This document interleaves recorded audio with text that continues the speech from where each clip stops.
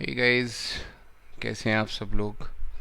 सो मैंने रिकॉर्डिंग कुछ टाइम पहले मैंने एक स्टेटस डाला था कि I am going to record the video on the put Nifty put या किसी भी अंडरलाइन एसेट की पुट के बारे में हम बात करने जा रहे हैं आज। It's going to be a learning part for the trader, not for the investor. Put मतलब मंदी का प्ले, गिरावट। और मेरी अंडरलाइन एसेट है निफ्टी, जिसका 75 यूनिट का लॉट है। और मैं कल की बात करता हूँ। जैसे पुट में दो चीज़ें हैं, या तो आप पुट बाय कर सकते हैं या आप पुट को सेल कर सकते हैं। ठीक है, ये दो चीज़ें आप इसके अंदर कर सकते हैं। तो कल क्या था, निफ्टी एक गिरावट के दौर में हम लोगों ने देखा लॉकडाउन की न्यूज़, कोविड के बढ़ते हुए केसेस एंड काफ़ी global cues were negative, Europe lockdown, Germany lockdown.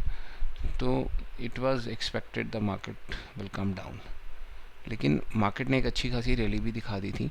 और अब जो नेगेटिव न्यूज़ थी वो सारी इकट्ठी हो रही थी मार्केट के ख़िलाफ़, सारी की सारी एक एक करके न्यूज़ इकट्ठी होनी शुरू हुई, सेंटीमेंट्स नेगेटिव होते चले गए। तो it was quite expected the market will take a negative turn. So I suggested to buy a put कल। One of my client, his name is Aman. सो मैंने उसको बोला 14,500 की पुट बाय कर ले, जो कल 162 आई थिंक 168 पे ट्रेल कर रही थी, और उस टाइम 2 सवा 2 3 बज रहे थे। और मैंने उसको कहा ये बाय कर ले और स्टॉप लॉस लगा दे 145 का।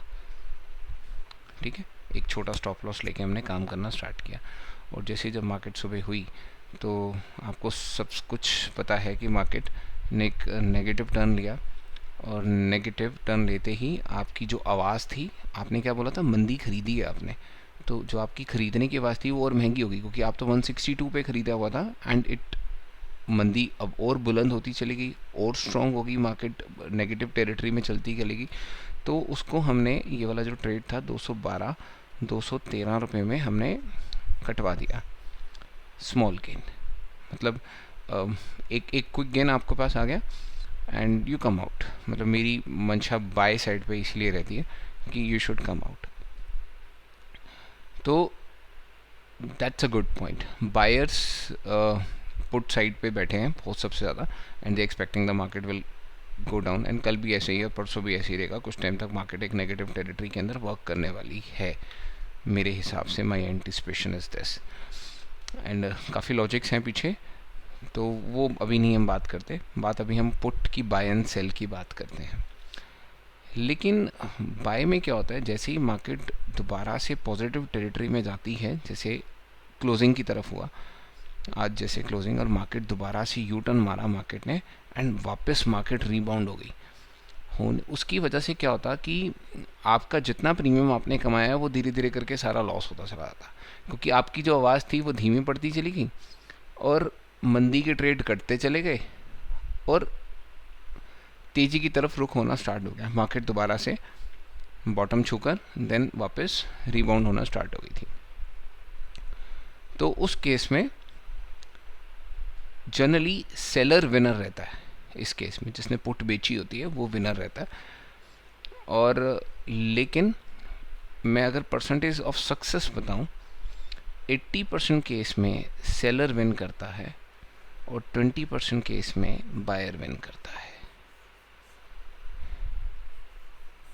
यानी most of the time seller win करता है और मोस्ट ऑफ दी 20% ट्रेड में बायर विन करता है। लेकिन आपको एक अचंभे वाली बात ये भी बताऊंगा कि सेलर जो 80% कमाता है मार्केट से बेचकर, वो बायर 20% ट्रेड में कमा जाते हैं। यानी एक आंधी या एक तूफान सेलर की सारी मेहनत या सारी कैपिटल, सारी जमा पूंजी को ज़ीरो कर देगा। अगर आपने अपनी पोजीशंस को हेज नहीं करे हुए हैं तो सेलर की ऑब्वियस है वाट लगेगी, और सेलर जो हल्के ट्रेड लेके बैठे हैं उनको मार्केट क्विट करनी पड़ेगी।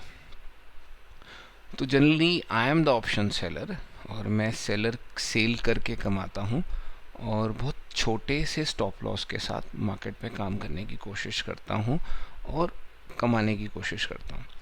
अब पुट की बाय तो बहुत आसान है, आप जो एट द मनी वाली स्ट्राइक है जिस पे मार्केट चल रही है, आप उसकी पुट बाय कर लो। आपको लग रहा है नीचे जाएगा तो automatically you will get a gain. हो सकता है गेन श्योर है, बट आपको स्क्रीन पे बैठना पड़ेगा, स्टॉप लॉस हिट होगा तो आपको बाहर आना पड़ेगा। अपना ट्रेड अगर नेगेटिव हो गया तो आपको अपने आप को समझाना पड़ेगा कि आज मेरा दिन नहीं था। ठीक है, तो दिस इज़ द गेम, लेकिन it's very risky and do not trade अगर आपके साथ कोई एक्सपर्ट नहीं है या आपको कोई समझाने वाला नहीं है, अगर आपको कोई मोटिवेट नहीं कर पा रहा है। इस मार्केट में नुकसान अगर हो रहा है और आप ठंडे होके बैठ गए तो फिर ये आपके लिए नहीं है। तो अब मैं सेलर की बात करता हूँ, मैं लास्ट मंथ की एक बात करता हूँ। सेलर की पुट सेल में फ़ायदा और नुकसान। ओके, पुट सेल के एडवांटेज और limitation.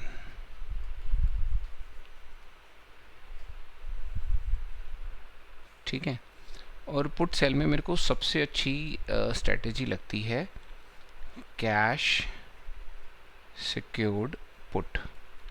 That's a very good strategy. अब बहुत बहुत सिंपल सी बात है। सपोज करते हैं आईसीआईसी बैंक की बात करते हैं, उसका कुछ 1325 स्टॉक का एक लॉट है, और नाउ अराउंड ये मान लेते हैं 550 रुपये पे ट्रेड कर रहा है ये स्टॉक, और मेरे को ये स्टॉक आईसीआईसी बैंक का 550 रुपये पे पसंद नहीं है। मतलब मेरे को नहीं लेना इसको, मेरे को इसको सस्ते प्राइस पे लेना है। ठीक है, मैं क्या कोशिश कर रहा हूँ, मेरे को ये 550 रुपये पे अच्छा नहीं लगता, मेरे को 550 रुपये महंगा लगता है। तो मैं बार्गेन करके, तो सिंपल सा वे है कि मैं जाके लिख दूंगा कि बाय, मेरे को 550 पे नहीं लेना, मैं 500 रुपये की अपनी लिमिट डाल दूंगा, उस पर प्राइस पे आ जाएगा तो ये शेयर मेरे को मिल जाएगा। लेकिन अगर नहीं आया तो, और मेरे को शेयर चाहिए और मेरे को स्टॉक बहुत पसंद है और मैं इसका पूरा लॉट लेने के लिए तैयार हूँ, तो अगर मैं इसके लॉट की कैलकुलेशन करूँ, 1325 यूनिट हैं, 550, तो इट्स अबाउट 7,28,750 की इन्वेस्टमेंट। ठीक है, चलिए अब बात इसमें ये भी है कि आप ये जो स्ट्रेटजी मैं बताने जा रहा हूँ, सबसे पहली बात आप याद रखें कि पहली बात आपका जो स्टॉक है वो ग्रोथ मूविंग हो, ग्रोथ ओरिएंटेड हो। दूसरा, लार्ज कैप हो जिसमें एक्टिविटी सबसे ज़्यादा होती है। तीसरा, निफ्टी 50 का स्टॉक होना चाहिए, मतलब थोड़ा रिस्क फैक्टर कम रहेगा इसके अंदर, बट रिस्क है। अब रिस्क के बारे में बात करते हैं। सपोज करते हैं ये 550 रुपये पे ट्रेल कर रहा है,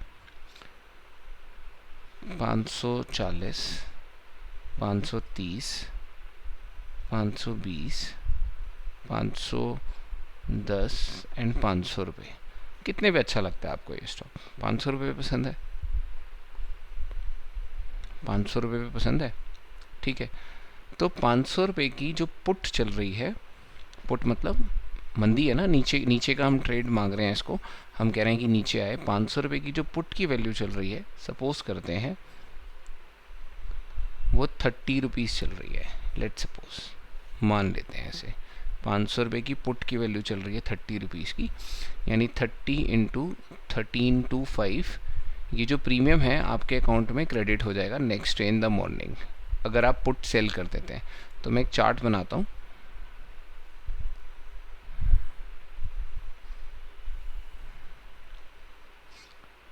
एंड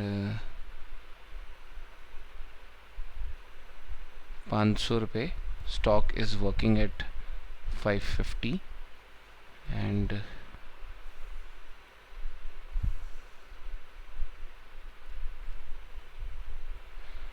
और इस 500 रुपये की जो प्रीमियम वैल्यू थी वो 30 थी, और 1325 यूनिट थे इसके अंदर, तो यानी you will get a premium around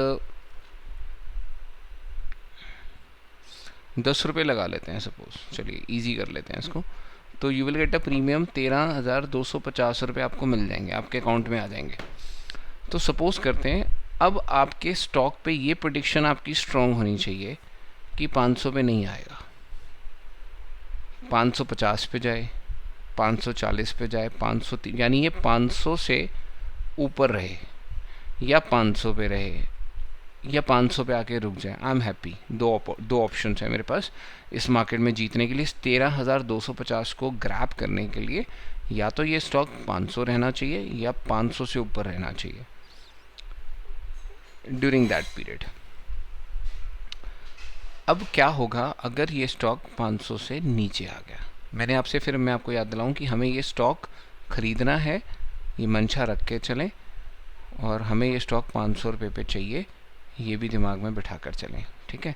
तो यानी उसके लिए आप पीछे से 7,28,750 रुपये अपने पास स्पेयर रख के चलें कि मैं ये स्टॉक लेने के लिए तैयार हूँ। तो कुछ 7,28,000 रुपये आप अपने पास रख कर चलें कि मैं ये स्टॉक अगर गिरा तो आई बाय, और गिरने पे तो आप तैयार हैं लेने के लिए। आपने अभी मेरे से बात करी, आप कहते हैं कि मैं इसको ले लूँगा। चलिए, इन केस अगर ये डाउन आता है तो आप पता है कहाँ तक सेफ़ हैं? आप 490 रुपये तक सेफ़ हैं, क्योंकि आपको 10 रुपये प्रीमियम तो मिल ही है। अगर ये 495 पे भी आता है तो भी आप प्रॉफिट में हैं, 496 पे भी बंद होता है तो भी आप प्रॉफिट में हैं, 498 मतलब 490 से ऊपर अगर ये बंद होता है तो आप प्रॉफिट में रहेंगे। सपोज करें अगर ये चला जाता है 480 पे, क्योंकि मार्केट का भरोसा नहीं है, मार्केट कभी भी नीचे डाउन टर्न ले लेती है। 480 पे चला गया, ठीक है। तो 480 पे जब आ गया तो आपने 500 रुपये की जो प्रीमियम था वो था 10 रुपये, और ये चला गया 480 रुपये, यानी अब ये प्रीमियम बढ़कर हो गया होगा 20 रुपये। लास्ट में आपको 10 रुपये का नुकसान हो रहा है, यानी 13,250 रुपये आपके अकाउंट से डिडक्ट हो जाएंगे। ये आपका नुकसान है जो आपको देना पड़ेगा। अब हम बात करते हैं कि फ़ायदा कहाँ है। ये विन विन सिचुएशन है आपके लिए, 100% विन विन सिचुएशन है, क्योंकि आप इस स्टॉक को ख़रीदने के लिए तैयार थे।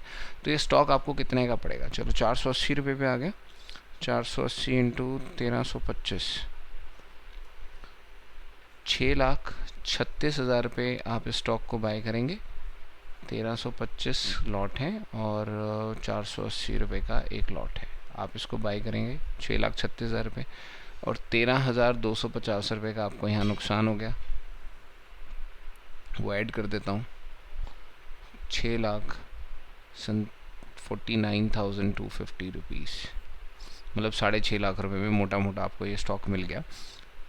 आप एक्सपेक्ट भी तो यही कर रहे थे, आपको चाहिए तो था 6,49,250 रुपीज़, बल्कि 500 से तो कम का ही मिला आपको। अब ये स्टॉक ग्रोथ मूविंग है, obvious it will give you profit, और अगर नहीं आता 500 रुपये पे तो आप हर महीने प्रॉफिट कमाओ इसमें से। मैंने कमाया है, कैसे? आईटीसी की बात करता हूँ, बहुत बढ़िया स्टॉक, बहुत डेड स्टॉक, ऑप्शन सेलर के लिए बेहतरीन स्टॉक है ये। मैंने 200 रुपये की पुट बेची 4 रुपये में, आईटीसी की 200 रुपये की पुट बेची 4 रुपये में, 3200 यूनिट है इसके अंदर, 4 × 12, 12,800 रुपये मेरे को आ गए। पता क्या हुआ? 207 पे था ये, 208 पे था, 209 पे था। आपको याद है जब इसका रिज़ल्ट आया था ये सीधा 222, 23, 230, 40 तक चला गया था। तो मेरा ये प्रीमियम की वैल्यू घटकर हो गई थी 50 पैसे। उसी वक्त मैंने काटा ये पूरा प्रीमियम, मेरा पूरा प्रॉफिट। 200 रुपये पे बताओ कब आया आईटीसी? 202 पे आता है, 203 पे आता है, 204 पे आता है, 205 पे आता है, 206 पे आता है, 207 पे आता है, फिर वापस ऊपर टर्न मार लेता है। That was the good point for me कि 200 पे आएगा तो मैं ले लूँगा, नहीं आया तो सारा प्रीमियम मेरा। ये आईटीसी है। ऐसा करके मैंने बुल रन में कमाया है, I earn in the bull run. कि मेरे को ये स्टॉक, टेक महिंद्रा की बात कर लेते हैं, आपको पता है 900 रुपये पर भी आया हुआ है, 915, 916, इसी महीने की बात कर रहा हूँ, मार्च सीरीज़ की।